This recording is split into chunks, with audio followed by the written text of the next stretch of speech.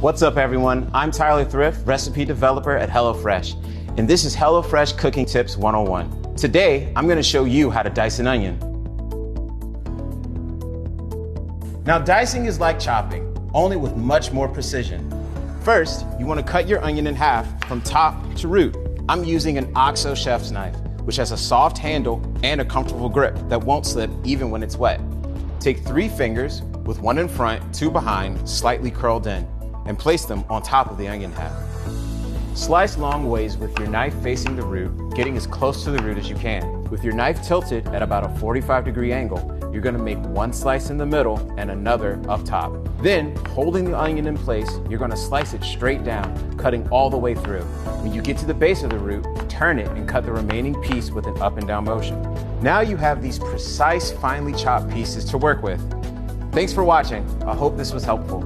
If you're looking to brush up on more kitchen techniques, be sure to check out the rest of the videos from our HelloFresh Cooking Tips 101 series.